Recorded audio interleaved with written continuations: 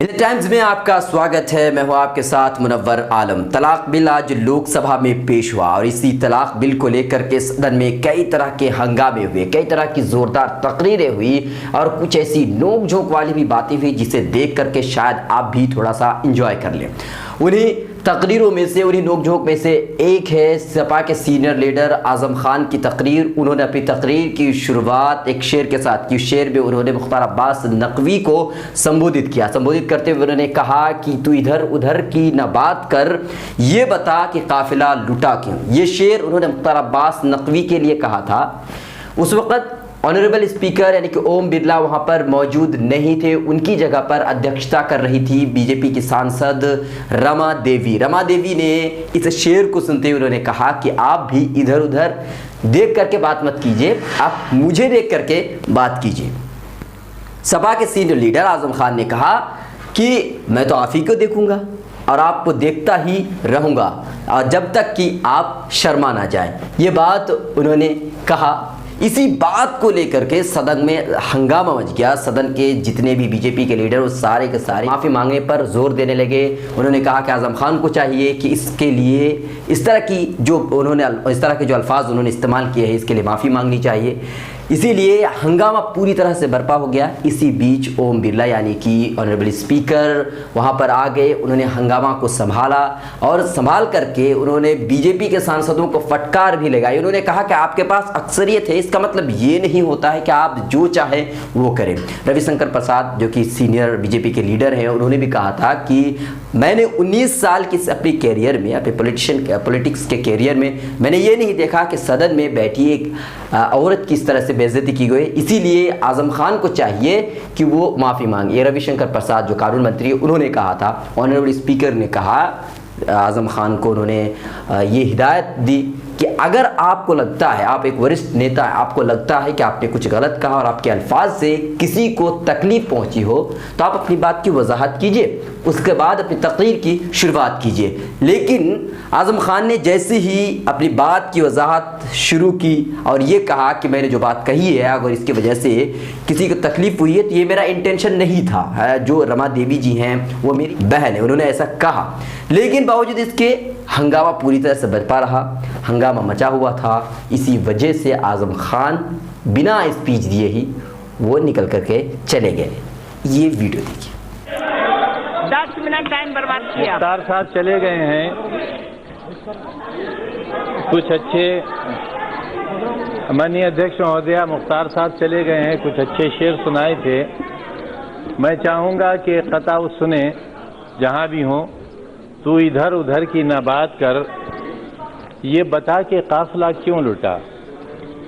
तू इधर उधर की न बात कर, ये बता के काफिला क्यों लुटा। उधर मत देखिए, मुझे आप इधर बात कीजिए। मैं तो आपको इतना देखूं कि आप मुझसे कहें कि नजर हटा लो। जी नहीं, ये नजर हटाना नहीं, मैं मेरे तरफ करके बात मुझे तो आप यूं भी इतनी अच्छी लगती हैं, इतनी प्यारी लगती हैं कि मैं आपकी आंखों में आंखें डाले रहूं, ये मेरा मन करता है। मैं छोटी मैं तो कभी ना नजर हटाऊं आपसे। जी धन्यवाद। आप इतनी अच्छी जगह बैठी हैं। धन्यवाद।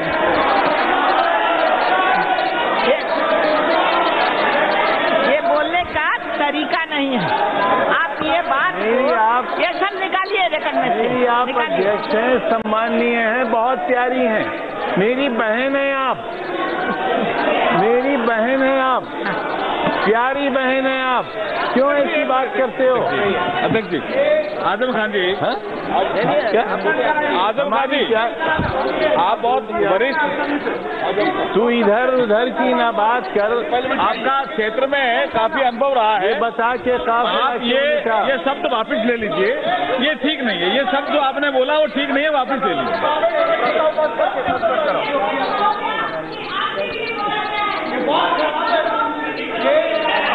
से निकलवा दिए। मंत्री जी को बोला दीजिए, सभापति जी, सभा मंत्री जी को। पीठ पर बैठे हुए व्यक्ति से कृपया सुनिए।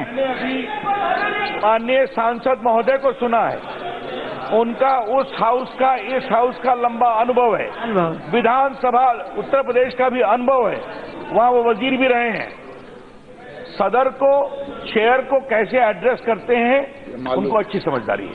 और जो शब्दों का प्रयोग किया है उन्होंने, ठीक नहीं है बाबू। एक तो महिलाओं के खिलाफ और आपके खिलाफ, वो जो मैं उस शब्द का प्रयोग उनको माफी मांगनी चाहिए।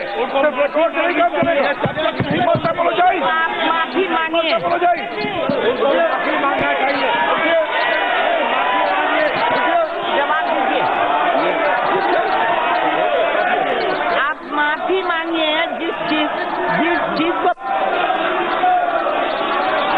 माननीय अध्यक्ष महोदया,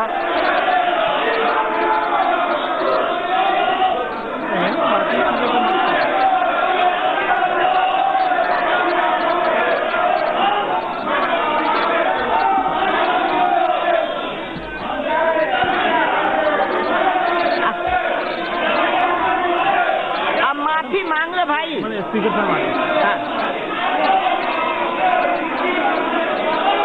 माफी किस बात के लिए? अपनी बहन से माफी मांगे। प्लीज बैठे बैठे बैठे बैठे बैठे।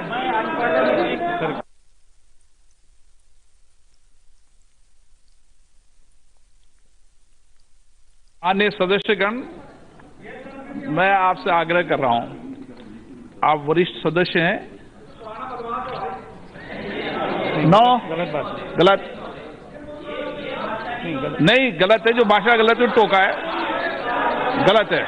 नो, ये भाषा मत बोलिए प्लीज। नहीं मैडम, नहीं प्लीज, नो, ये सदन है। कोई भी माननीय सदस्य के प्रति इस तरीके की बात कहने का आपको कोई अधिकार नहीं। माननीय सदस्य आप बैठिए, बैठिए। माननीय सदस्यगण, चेयर की गरिमा बनाना आपका काम है। सदन में मर्यादित बोलना भी सभी माननीय सदस्य कहते हैं। हर विषय को मर्यादित कहते हुए आप अपनी बात कहें, आपको स्वतंत्रता का अधिकार है। लेकिन मेरा आपसे आग्रह है, कोई भी ऐसी चीज मैं खुद देखूंगा स्वयं रूप से, और उसमें कोई भी आपत्तिजनक होगी तो मैं सबको हटाऊंगा। माननीय सदस्य,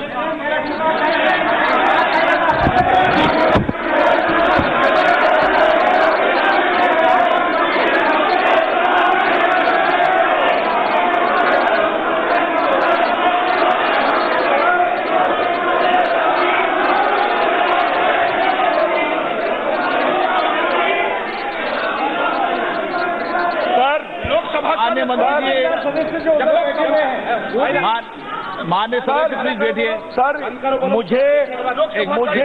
मुझे और बाकी लोगों को इस सदन उस सदन का लंबा अनुभव है। आज तक पिछले 19 साल के इतिहास में किसी सदस्य ने चेयर के खिलाफ, वो भी एक महिला हमारी जो सम्मानीय सदस्य प्रिजाइड कर रही हैं, ऐसे शब्दों का प्रयोग नहीं किया है। सर, उनको माफी मांगना चाहिए मिनिमम, ये मैं आपसे अपील करूंगा। आप देखिए, ये बहुत गंभीर विषय है, ये बहुत गंभीर विषय है। आप बताएं सर, इसमें रूल बड़ा स्पष्ट है। रूल नंबर 10, पेज नंबर 7, ये साफ कहता है सर, द डिप्टी स्पीकर और any other member competent to preside over speaking of the house under the constitution or these rules shall when so presiding have the same powers as the speaker when so presiding, and all references to the speaker in these rules shall in these circumstances be deemed to be reference to any such person so presiding. नहीं, इसीलिए माननीय सदस्य please बैठे। माननीय सदस्य, इसमें किसको आपत्ति है? जब सभापति बैठते हैं, उसको पूरा चेयर पे एज ए स्पीकर का पूरा अधिकार होता है, पूरा अधिकार होता है। माननीय सदस्य, मिलर टाइम्स की वीडियोस देखने के लिए यहां क्लिक करके सब्सक्राइब करें और हां, बेल आइकन जरूर दबाएं। अगर फेसबुक पर देख रहे हैं तो पेज लाइक करें। ताज़ा तरीन खबरों और मज़ामीन के लिए विजिट करें हमारी वेबसाइट www.millertimes.com। हमारी ये वेबसाइट उर्दू, हिंदी, इंग्लिश तीनों लैंग्वेज में मौजूद है।